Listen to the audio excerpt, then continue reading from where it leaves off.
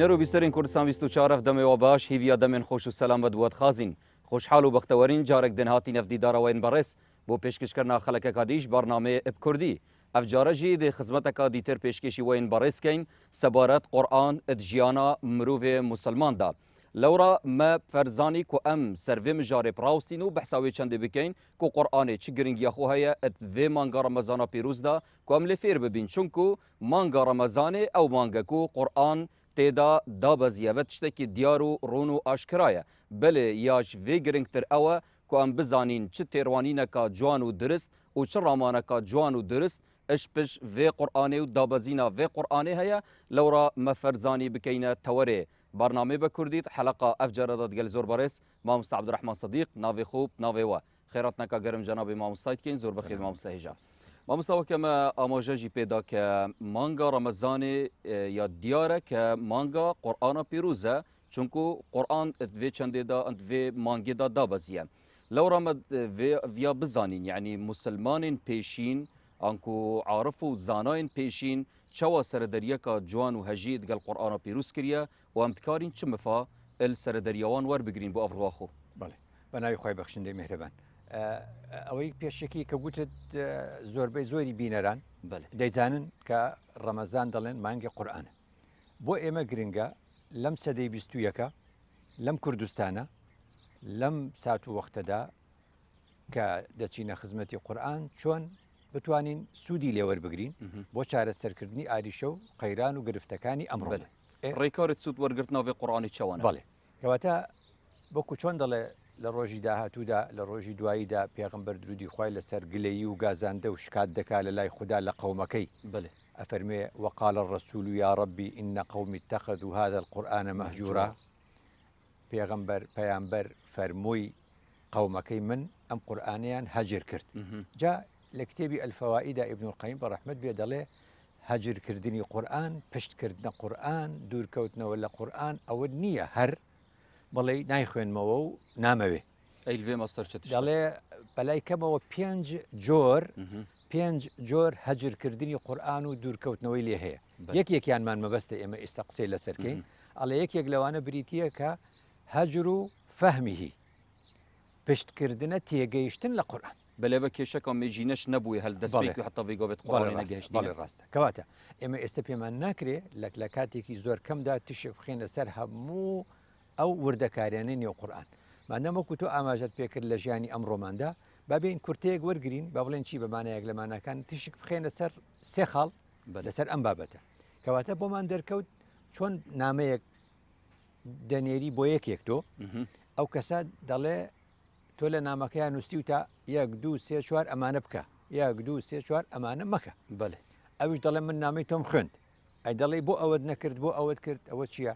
دەڵێ وەڵام من هەر خوێندم تۆ دەڵێ ئەخر خۆ خوێندن کافی نییە دەبێت تێبگەیت و جێبەجێ بکەیت چونکو مەبەستە کۆش پێش مەبەستێ کەواتە خودداش لە ڕێی پێغەمبەران وەختی قورئانی بۆ ناردین خۆ هەر بۆ خوێندنەوە نەبوو خوێندنەوە خراپ نییە خوێندنەوە باشە بەڵام دەبێت لە پشتی خوێندنەوە تێگەشتن هەبێت کەواتە قسەکی من بۆچی ئەڕوا بۆ دەستەبژێر و نوخبە و ڕۆشنبیرانی ئاینی و مامۆستای ئاینی و زانا و دانا هەموو ئەمانە زیاتر کە زیاتر ئەوانیش وەکو خەڵێل بژلی وێ چینێن تا ئاماژە پێدایت هەر تاکێکی مسلمان پێتویە سەروی کەت قورئانی بگەهیتن ناتوان لەبەر ئەوە گوتم کەواتە خۆی قورئان بەو زمانی عەرەبی عەرەب لێ تێنەگەشتووە هەموو کەسیش بیخوێنی هەر لێ تێناگە کەواتە ئێمە ئێستا باسمان لە چییە باسمان لە گشت کەسێکە کە زمانەکە دەزانێ و دەیخوێنێتەوە و تەفسیرەکانی دەزانێت و دڕوا بە دوایدا لە ژیانی ڕۆژانەدا بە وەڵامی ئەوە بدەینەوە چونکە ئێمە قسەیەکمان کردووە وتومانە قورئان بۆ هەموو زەمان و مەکانێک وایە وتومانە قورئان چارەسەری گرفتەکانی ئێمەی تێدایە وایە کەواتە تۆ خەڵکت تێگەیاندووە کە ئێمە دەتوانین چارەسەری ئاریشە و گرفتەکانمان لە قورئان بدۆزین وایە ئەی ئەگەر نەماندۆزی ئەو کاتمانەیە ئێمەش تێنەگەشتوینە کەواتە بزانە دەستەبژێر و دکتۆرا و ماستەر و زانستە ئیسلامیەکان و مامۆستای ئاینی و عارفان و شێخان و هەموو ئەمانە ئەرکێکی قورستریان لە خەڵکە عامەکە لەسرە بەلێگەر تەماشای خودی قورئانی بکەین مامۆستا قورئانە پیرۆز بیشتن بلیسان عربی مبین یعنی لیسانێکی زۆر واضح ڕوونە ئەری بۆچی مسلمان حتا vêgovkێت قورئانی ناگەهیت یعنی زانی چۆنە خۆی هەموو وەکو گوتم یعنی نامەیەک بۆ یەکێک دەنێری جیاواز لێ تێگەن متەلەقیت مینی بەڵێ ڕاستە کەواتە یعنی باسەکە لەوەیە تێگەیشتنەکە لە هەموو زەمانێکدا ئێمە دەبێ چارەسەری گرفتەکانمانی پێ بکەین یعنی خوددا کتێبێکی بنەناردووە بۆمان تەنها بیخوێنینەوە دەبێت چارەسەریکەین جە بۆیە گوتم لە کوردستانە لە سەدەی 21 من و تۆ ئێستا گرفتێکمان هەیە یەکێ لەو گرفتانەی کە هەمانە گرفتی بۆ نمونە ناتەباییە ناتەبایی ئەم گرفتی ناتەباییە کە لە مێژینەوە هێناومانە مەسەلەن ئێمە کە قورئان دەخوێنەوە لەو 6600 زیاترە ئاەتە با یەک ئاەتر پێ بڵێم خوددا دەفەرمێ وەلا تەنازەعوا فتەفشەلوا وتەذهب ریحکم یعنی سێ بڕگە لە ئاەتێکدا بزانە چۆن چارەسەری گرفتی ئێماکە یعنی لە هەموو ئەو مانایانەی ململانی دەست نیشان کردن مامۆستا شتێکی بەدیهی نییە گەر مرۆڤ ناکۆکی چێ ببیت دێ ژێک دەبیت بەڵێ گرنگ ئەوە دەرئەنجامەوێت یان کو چارەسەریاوێ چییە مەجەداوی چەندێ بەڵێ لەکسەر لە دوای ئەمە دەفەرمێ وەسبیر و اینجا ئەمە ئەمیش ئەم چوارە بەیەکەوە پەیوەستکەمەوە بەڵێ کەواتە خوددا فەرمووی وەلا تەنازەعوا تۆ ئەزانی تەخاسم هەیە تەنازع هەیە مەسەلەن محاربە هەیە وەنیە سراع هەیە ئەم موشانە لە قورئانە زۆر کەواتە خوا فەرمووی وەلا تەنازەعوا تەنازع ئەگەر بێت لە هەموو قورئاندا وشەکە بینی لە هەموو ئاەتەکانی قورئاندا زۆر مانای تایە یەکێ لەو مانایە ئەوەیە ئەڵێ ينزع عنهما لباسهما ليريهما من سوآتهما کەواتە لاعیبەکان و یاری زانەکان کە ئەچنە ژوورێک پێڵێن ئەوە منزعە یعنی شوێنی خۆگۆڕینە جلەکانی تریان لا ئەبەن و جلی تر لەبەرەکەن کەواتە خوددا دەفەرمێ وەلا تەنازەعوا باس لە جۆرێک لە ململانێ دەکا دەفەرمێ ئێوە لە نێوە خۆتاندا ناخۆشیتان دەبێ ململانێتان دەبێ ئاریشەتان دەبێ نەگاتە حەدی تەنازع تەنازع ینی چی ئەگە سێریکەی ئەڵێن وەکو گوتم یەکێک لە ماناکانی نەزع چییە جل لە بەرخۆکردنەوە ینی خوددا دەفەرمێ خۆتان لە بەرچاوی خەڵک ڕوت مەکەنەوە یعنی چی یعنی ئەمەی کە ئەمڕۆ ئێمە ئەیکەین یعنی بەشێکی زۆری کوردێکا یەکتر لە بەرچاوی جیهان ڕوت دەکەینەوە یعنی چی یعنی من ئێستا دانیشم هەرچی کەم و کورتی تۆ هەیە ئەیڵێم تۆش هەرچی کەم و کورتی من هەیە بیڵێ یعنی ئەمە چی بوو ئەسڵ وەسایە یەکتر ستر بکە وانە کەواتە لێرە دەرکەوت ئەمەی کە پێغەمبەر درودی خوای لەسەر فەرمووی ئێوە داڵێ یعنی وەک چۆن ئاری خۆتان باس مەکەن بەس دەفەرمێ لە بینی خۆتانە لە دانیشتنی خۆتانە ئەو باسانە بکەن بەس وەختێ تۆ ئەمە بخەیتە سەر یعنی چۆنەڵێ گشتی و پیشانی هەموو عالەمی بێ ئەمە خوددا فەرمی وەلا تەنازەعوا وەلا تەنازەعوا یعنی فەرمووی ئێوە یەکتر ڕوت مەکەنەوە ئەمە یەکێ لە مانەکانی نەزعە یعنی هەرچی عیب و عاری خۆتانە خەنە بەلەگەر ساحکەین هەندێک چەمکردین قورآن و پیرۆز مامۆستا زۆر تەکەس البواری ڕەخنەگرتنی گریە شێوازێکی شێوازان ئەرێ ئەف چەندە ژی ناچێت بۆری ڕەخنێدا دەما ئەس بەحسا کەسێ بەرامبەر خود کەم ئەنکو کەم و کورتێتی ئاماژە پێ وەکو گوتم ئەمە زانایان ئیمامی غەزالی فەرمووی فرق ما بين النصيحة والتوبيخ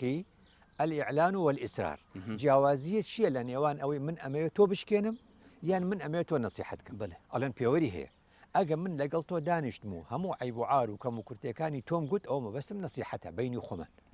ئەگەر هاتم لەسەر تەلەڤیزیۆن باسم کرد ئەو منویستمە تۆ بشکێنم بەلەگەر کەسێ بەرامبەر ئەتوی مەرحەلە ئێکێدا گوهداریاوی کەسی نەکران و هەر سەریا خۆ بەردەوام بوو ئەتوی دەمیدا تەرەفێ بەرامبەر ئەو ماف هەیە کە ئیعلام بکەت و بەحث بکەتش دەرەوە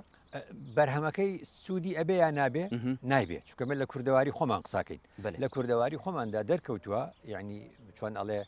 شەڕی ئاشکرا کەسی چاک نەکردووە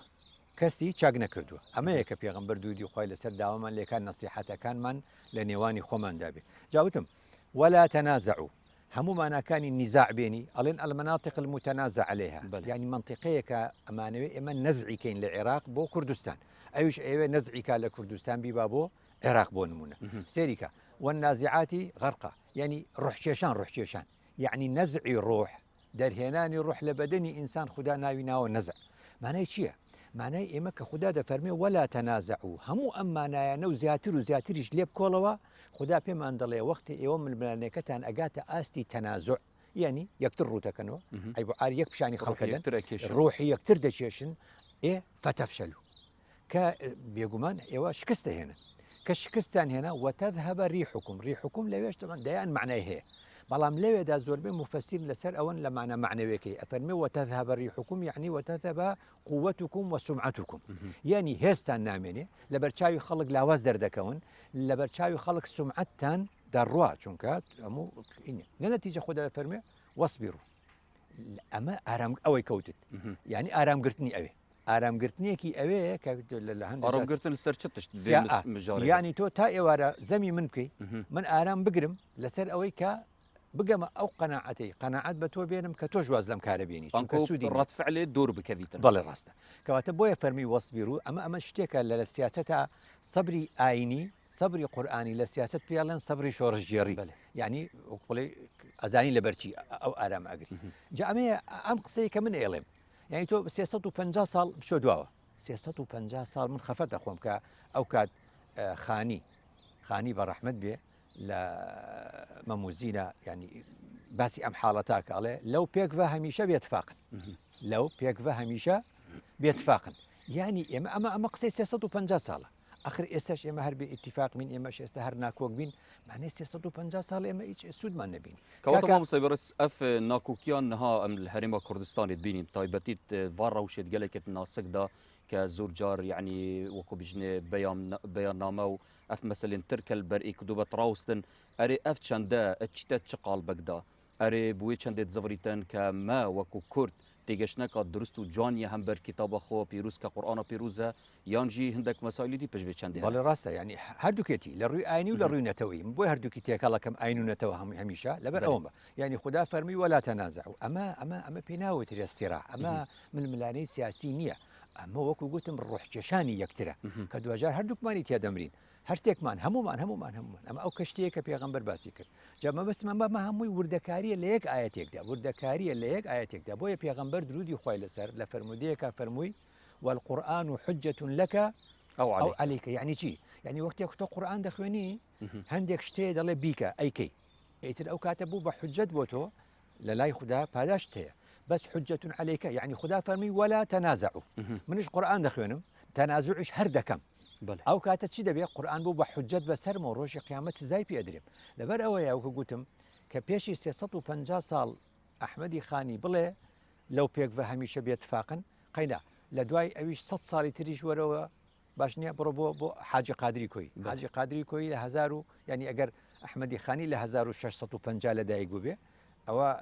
حاجی قادری کۆی لە 1616 لەدایک بوو مانای ئێمە ئەگەر ئێستا بچینە پێشی 200 ساڵیش حاجی قادری کۆی ئەڵێ پێکەوە یعنی کورد پێکەوە چییە ئەڵێ پێکەوە پوش و ئاگر و نەوتن پێکەوە پوش و ئاگر و نەوتن یعنی سیان بێنە ئەڵێ یەکیان پوشەکەیە ئەوتر ئاگری تێبەرەدا سێمەکە چێکە نایکوژێنێتەوە ئەوش نەوتی بەسەراکە چۆن ئەمێنێ ینی ئێماگەر لە ڕووی قورآن تەماشایکەین ئەوە ماناکەیەتی لە ڕووی مێژووی کوردەواری تەماشایکەین عارفانمان بووە وەرە بۆ ئاەتێکی تر لە سوورەتی یوسف خدا دەفەرمێ لقد كان لكم في يوسف وإخوتي آيات للسائلين يعني إما بو أويكا براستي سود ورقرين لقرآن يعني يك خوش سود كان القرآن لبناية والله يك لو سوداني كبو أمر سودي لورقرين تو يوسف ده سلامي خوي لسر أم يوسف بلين تو خصوص هذا بندي خانة بله دعي تو آريشت هي ضل من بوشك صالم هي شون حليكم ضل برون بو برادر للسجن أو لا معنا كان خوتي دقة دشين ليدا برسن ضلن يوسف ئێمە ئاریشەیەکمان توش بووە پاشاکە ئێمە خەونێکی بینیوە ئەبێ ئەو بە مستەلەحی من و تۆی ئێستا بە بی و تەنج ئەوە منتان لە بەندی خانە ناوە مەزلومە زاڵم من حەقم چێ بەسەر ئێوە عیلاجی مشکلە و ئاریشە ئێوە بکەم وانە بەچی خەونەکەشیان بۆ لێک دەداتەوە چارەسەریشان بۆ دەدۆزێتەوە کەواتە چ پەیامێک چەندێدا هەیە ئەمە پێمان دەڵێ ئەگەر تۆ دەسەڵات بی و ئۆپۆزیسیۆن بی لە حاڵەتی چارەسەرکردنی ئاریشەی خەڵکدا لە ڕووی ئاینی لە ڕووی ئاینی خوددا پێ دەڵێ ئۆپۆزیسیۆن و دەسەڵات نییە چونکە خەڵک پێویستی بە چارەسەرەکان نەحالیبوونە تاکێ مسلمان هەم بەر قورئانە پیرۆز بۆ هەندێک ئەدەبیاتێت خودی دینی نازەڤریتەوە کە بوو نمونەیەکی شوان تکستێن ئاینی کە بژنێ ڕیوایەتان و حەدیث كتبيجتن اقرأوا القرآن فإنه يأتي يوم القيامة شفيعا لصاحبه أنكم بيجت اقرأ بوشي نقولتي افهم القرآن تدبروا القرآن تعقل القرآن بوشي أفشم كديب ناتي نبقى أنا وتراوى لعلكم تعقلون لعلكم أو خذي قرآن بس ما بس مش درفي قرآن بالي فرمودا كان شروايا أي ما قال بيغمبر وتمان درودي خويا لسر بوشي رجع قيامة الله إن قوم اتخذوا هذا القرآن مهجورا بله خوخرندو أنا بەڵام بەکاریان نهێنا ما بستمتنوا بين إرادك البش قرآن بيروس هي كنفي قرآن بجهن أنا يعني بمعنى لما كان يعني إما بينه سر نيتي خلق نخوينه بس بينه سر ما بينه سر قصة يخوم يعني يوسف سلامي خوي لسر إن جاديت شيء كات جاديت شهر سر عم بدوزته يعني ديت سايلو عم بدانه فكري سايلو إن جاب منو تو هم أو كساني كدلين قرآن شهر سري قرفته كان معنا أما تعم لحظة قصة أجر نمان تواني لە قورئانەوە چارەسەری گرفتەکانی ئەمڕۆ بکەین ئەو کاتە قسەکەی من و تۆ خەڵک خاتە ژێر پرسیارەوە کەواتە گشت ئەوانەی لە خزمەتی قورئاندان لە پێناوی ڕاستی پیشاندانی قورئاندا پێویستە چی بکەن لە نێو قورئاندا چارەسەر بدۆزنەوە بۆ گرفتەکانی ئەمڕۆمە. خاڵی سێمم مەبەستە خدا دەفەرمێ فەبەشر عیبادی موژدە بدە بە دروستکراوەکانی من، موژدە بدە بە ئەوانی من دەپەرستن چی؟ الذين يستمعون القول فيتبعون أحسنه. يعني الذين يستمعون القول هزاران مليونها كس قرآن دخوينته هم يستمعون القول بلام كسنا يتسر عمليكي فيتبعون أحسنه. يعني تشبكا أويك تحقيقاته لرجدوية كد نبرة السمع واستماع أي شون يعني بمعنى لما كان تو دكري جوجا دلي من قسم بو تو دكر دلي جملة بله تو يعني تو ناس بس تو يعني بيك دلي دوای دەڵێ ئەی بۆچی ئەوە ئەڵێ وڵی تێنەگەشتم کەواتە فەرق هەیە ینی جۆی لێبوو بەستەی نەگەیشت جام بەستم ئەوە بوو کە لە ڕاستیدا ئاەتەکانی قورئان بۆ ڕۆژگاری ئەمڕۆمان ئەتوانین ئاریشەکانی ئەمڕۆمان قەیرانی ئەمڕۆمان گرفتی ئەمڕۆمان چارەسەرکەین کە ئاسانترینیان و چاکترینیان وەکو گوتم ئەوەیە لێ تێبگەین لێ تێگەشتنەکەش قورئان سەیدەلیە ینی فراوانە چارەسەری هەموو نەخۆشیەکانە بەس ئێمە چ نەخۆشیەکمان هەیە ئەمڕۆ نەخۆشی ناکۆچی نەخۆشی ناتەبایی نەخۆشی ڕوحکێشانی یەکتر بەێ ئەف نەخۆشیە مسلمانی مامۆستا هەمبەر قورئانە پیرۆز کات قورئانی نەگەشتیە بووە ئەف چەندە هاتیە ڕوویدان ئەوە نازەڤریتەوە بۆ ڕەهەندێک مێژوویژی بۆ نمونە یعنی لەسەر دەمێ سەحابیا و تابعیا و حتا ڤیدیماهایی کێڤەژی مسلمان هەر ناکۆک و نیزاع ناوبەرێدا من باسی ناکۆچی مسلمان ناکەم باسی ناکۆچی کوور دەکەم ئێستا یعنی من بۆ نەتەوە مەبەستە من بوومە کورداژی ڕەهەندێک مێژوویژی هەنە نا یعنی ئێمە وەکو کورد وەکو گوتم من ئەچمە بۆ لای ئەحمەدی خانی پێشی 350 ساڵ ئەو هەر گوتوێتی لەو پێک بە هەمیشە بێتفاق ئەچمە 200 ساڵ لەمەوە پێش لە لای وەکوتم حاجی قادری کۆی بە ڕەحمەت لێگوتی پێکەوە پوش و ئاگر و نەوتن یعنی من باسم لە چییە من باسم لە دۆزینەوەی چارەسەر بۆ نەتەوەکەی خۆم بۆ عالمی ئیسلامی خەڵکی خۆیان هەیە قسەیان بۆ بکە لەبەر ئەوە گرفت ئەوەیە من و تۆ وەکو کوردێک لە هەمان کاتدا مسلمانێک کە دەچینە خزمەتی قورئان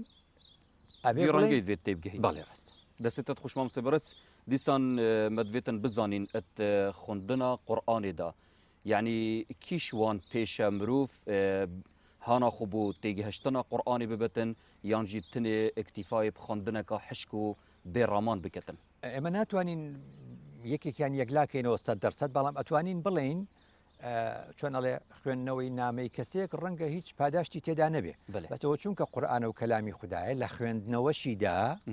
هەر ئەجر هەیە ئەو باشە بەڵام ئەو بۆ چێ بۆ یەکێکە لەمانەکەی تێنەگە بەسەگە تۆ زانایەک و مەلایەکی 12 عیلم بێنی و ڕۆشنبیرە بێنی و دکتۆرایەک و ماستەرێک بێنی ئەویش بڵێ من هەر بۆ ئەجر و پاداشت ئەی خوێنمەوە و حرفێکی بە یەک حەسەنە بۆم بنووسێ بە تەنیا ئەوە دەکەم بۆ ئەوە قبول نییە چونکە ئەو پێویستە چارەسەری گرفتەکانی ئێمە بکە لە ڕوانگەی قورئان و ئەمە قسەی چێە قسەی ئیمامی نەوەوی ئیمامی نەوەوی بە ڕەحمەت بێ یەکێکە لەو ئیمامانی کە لە نێو کووردا پێگەی تایبەتی خۆی هەیە و خۆشیان دەوێ ئیمامی نەوەوی بە ڕەحمەت بێ کتێبێکی هەیە بە ناوی ئەلئەذکار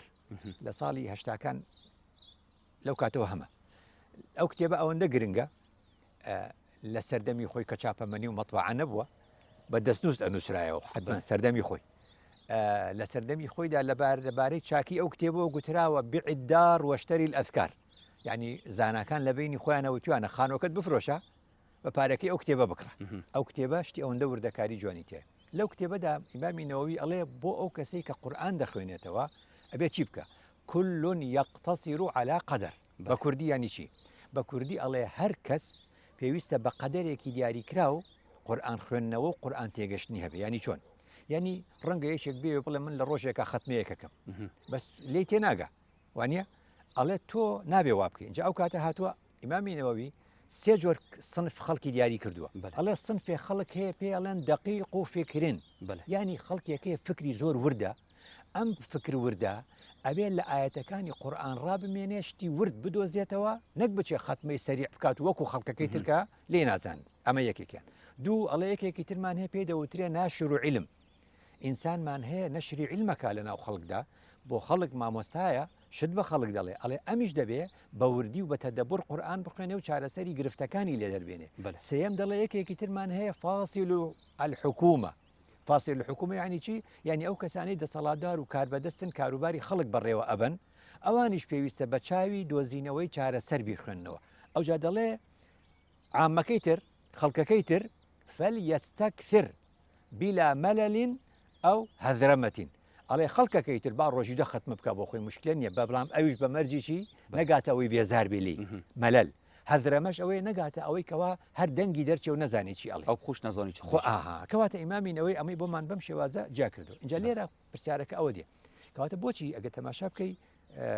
مەحوی بە ڕەحمەت بێ ئەڵێ هێندە صاحب سرە معراج و شەوی قەدر و بەرات یعنی کە دیتە سەرباسی شەوەکان ئەڵێ شەوی قەدر ئەڵێ شەوی بەرات ئەڵێ شەوی معراج ئەڵێ شەوی ئیسرا دوێتە قورئان ئەڵێ دەوتت قورئان مانگی دابەزینی قورئانە باشە قورئان مانگی ڕەمەزان مانگی دابەزینی ڕەمەزان مانگی دابەزینی قورئانە باشە بە شەو دابەزی یا بە ڕۆژ بە شەو ئینا ئەنزەلناه في ليلة القدر كواتە بچوو بۆ شەو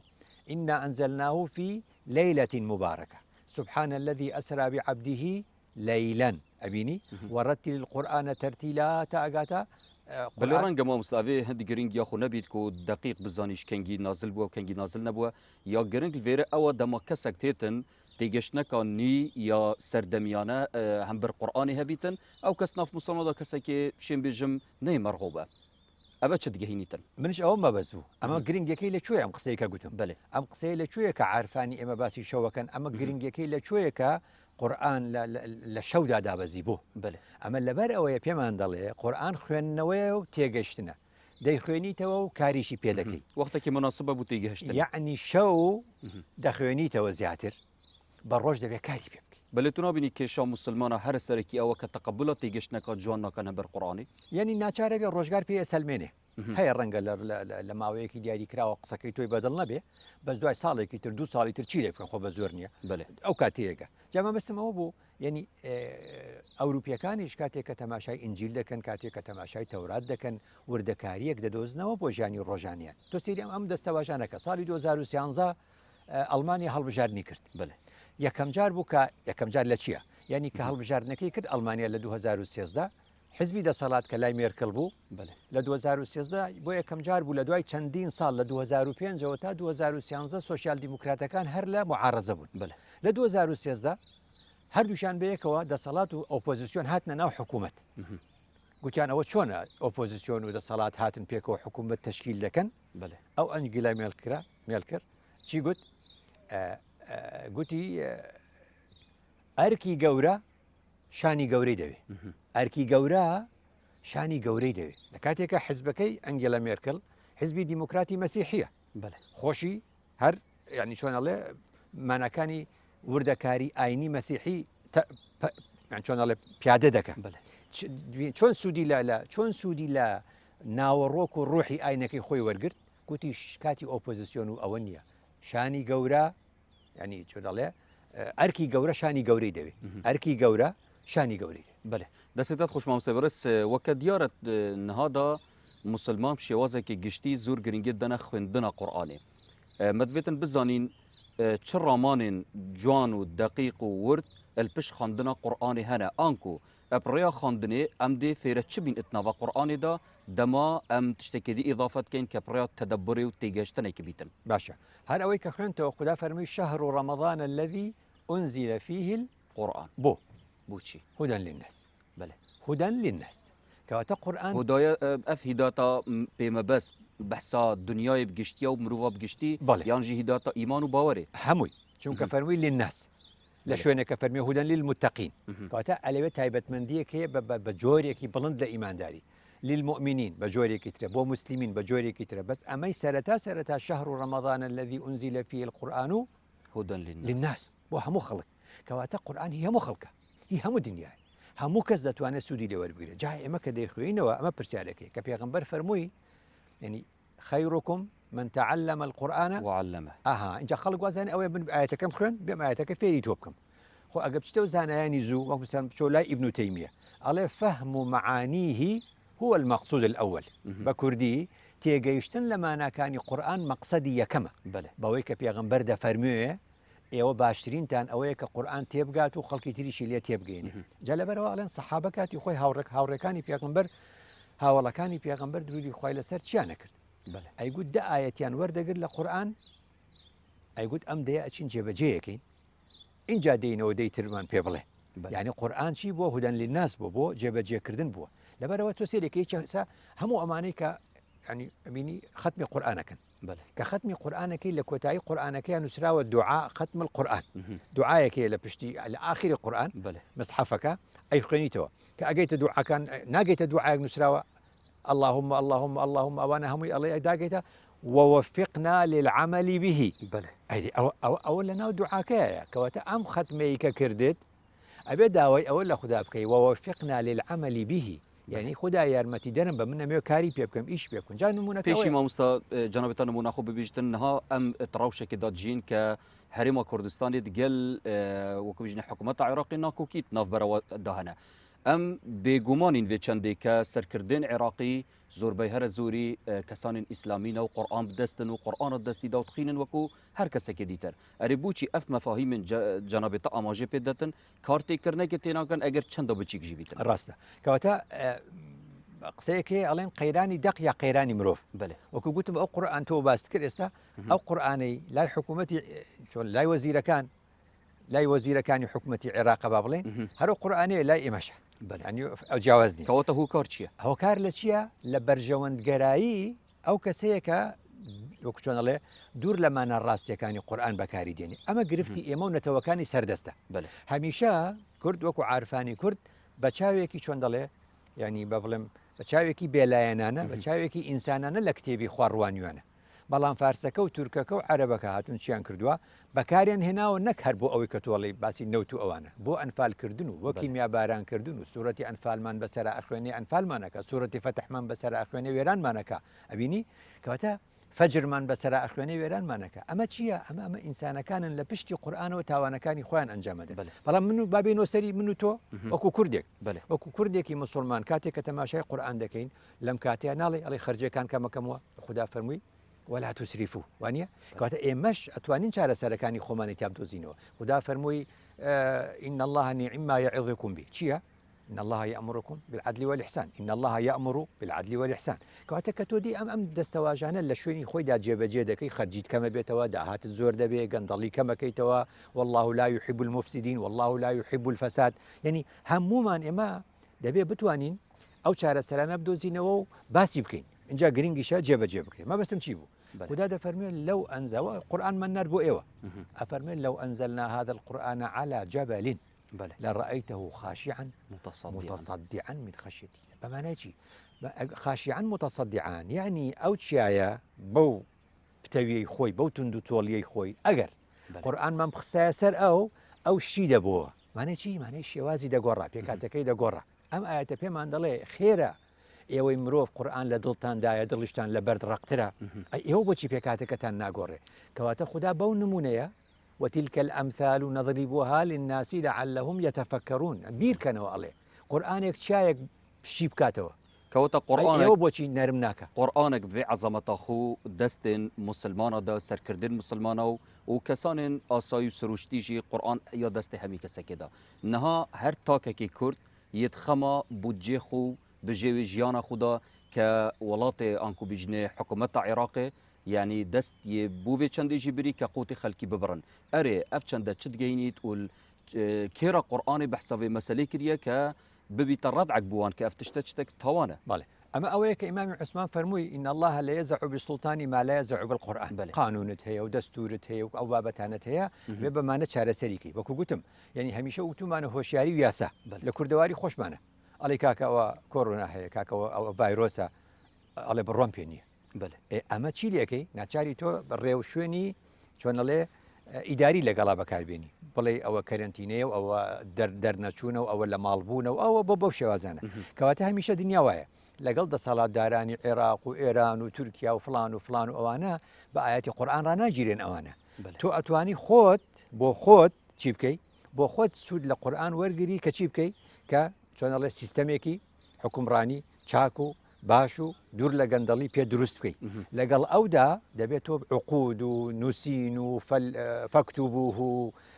چۆنەڵێ شتی نووسرا و کۆنکریتیت هەبێ لەگەڵیدا کە ئەوە جارێکی تر قورآن پێمان ئیذا تەداینتم بیدەین إلى ئەجەل مسەمەن فەکتوبوه ئەوتمان لە بینی قەرزە قەرز کاتە لە بینی دوو دەوڵەتا و دوو ئەوانەشە سیاست بە سیقە و بە متمانە و بەوانە ناکرێت بە شتانە گشتی بنووسێت جا لەبەرەوە خدا کە وەکتە قورئان دەنێرێ بۆ پێغەمبەر و در بۆ ئێمەش گەیشت دەڕێ ئەوە خدا دەفەرمێ وەکەذلك ئەنزلنا إليك روحا من أمرنا تەنانەت کە ئێمە دەڵێن جبریل سەلامی خوای لەسەر مادام مەلائیکەی وحیە بەویشینا تەنەزەل المەلائیکەة والروح یعنی ناوی مەلائیکەی وحیشینا ڕوح قورئانیشی ناونا ڕوح ئێ باشە شتێک ڕوح بێ خۆ دەبێ ئەوەی کە خدا فەرمووی يا أيها الذين آمنوا استجيبوا لله وللرسول إذا دعاكم لما يحييكم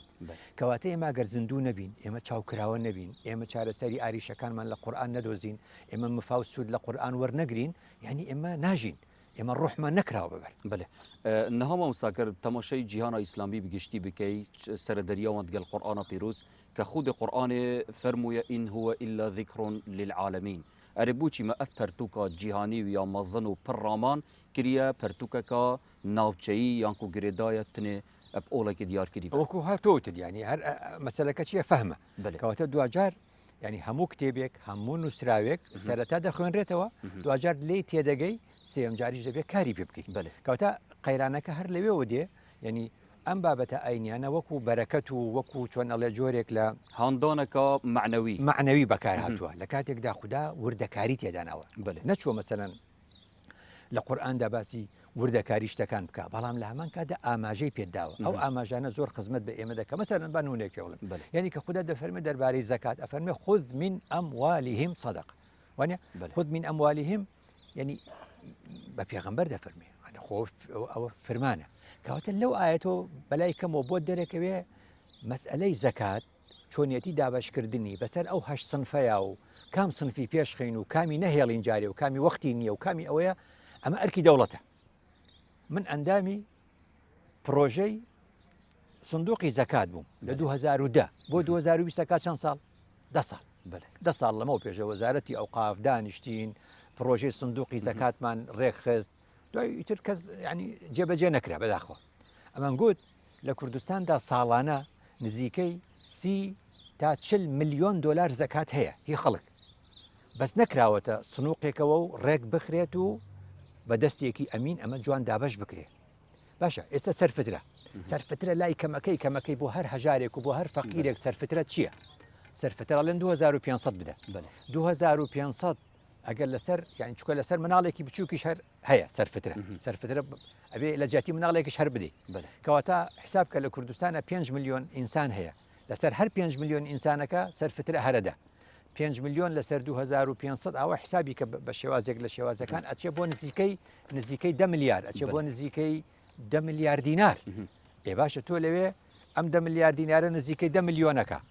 دۆلارەکە ئەوی تریش نزیکەی 30 میلیۆن یعنی تۆ لە ساڵێکدا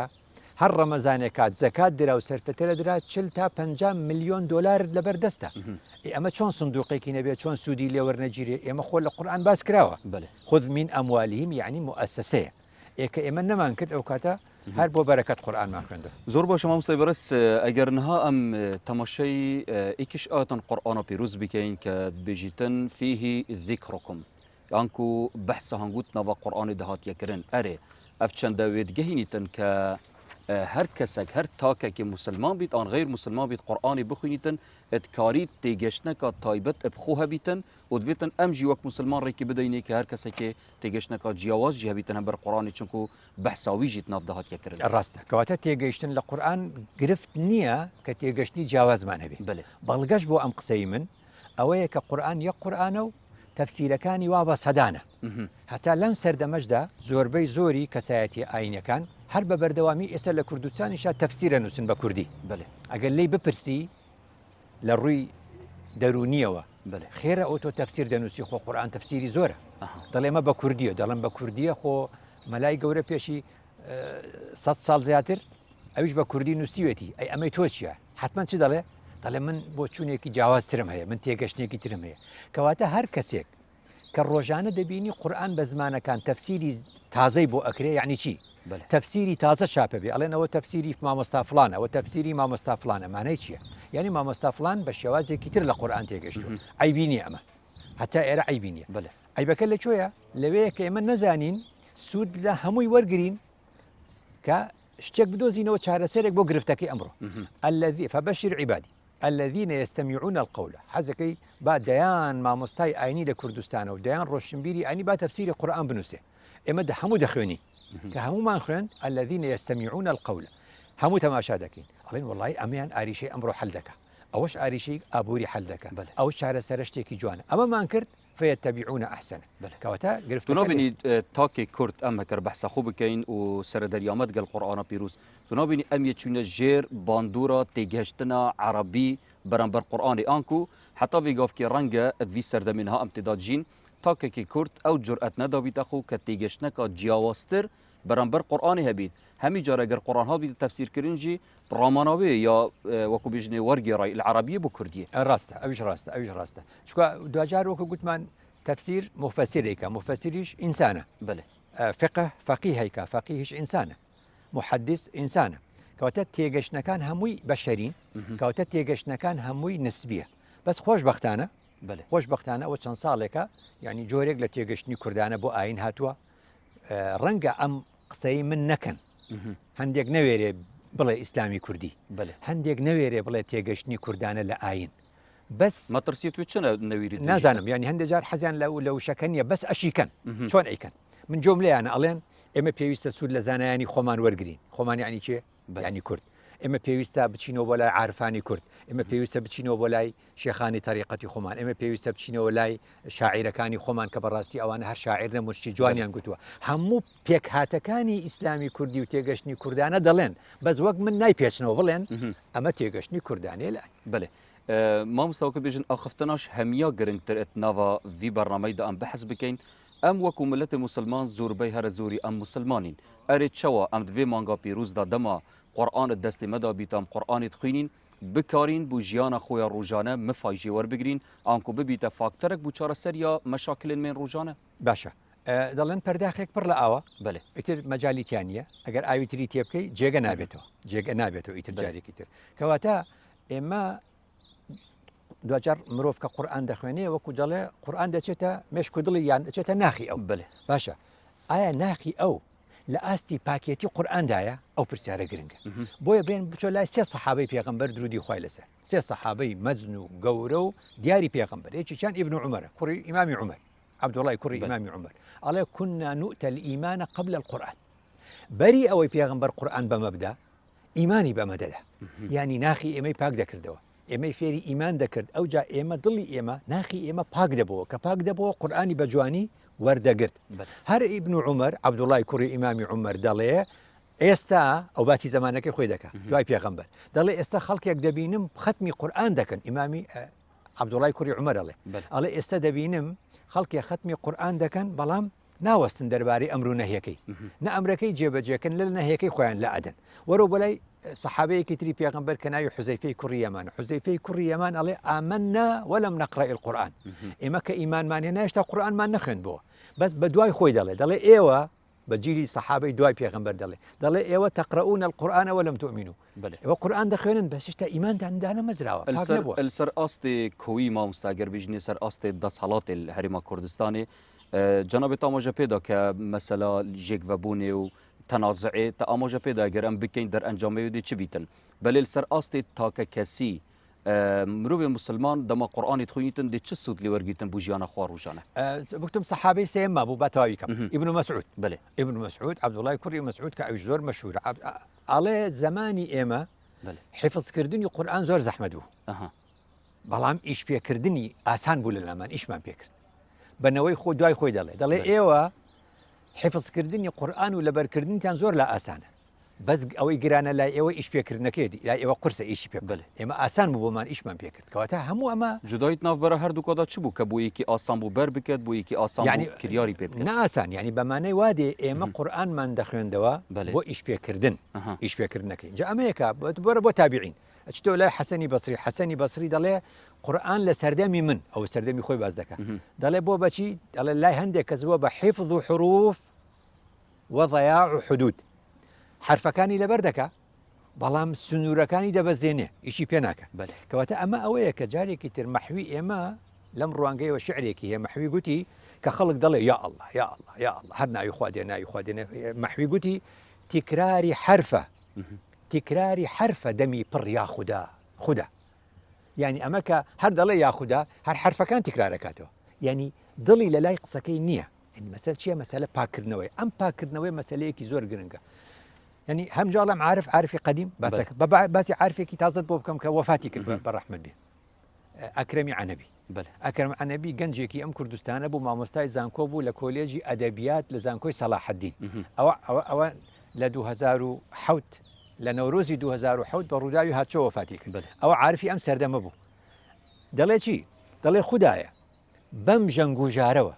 خوددایە بەم ژەنگوژارەوە من ڕێگەی دەریا نادۆزمەوە ئەڵێ قورآنەکەی تۆ دەریایە بەس من پاک نیم من ژەنگوژارە دڵم هەموو ژەنگە کەواتە ئەمە چی پام پێ دەڵێ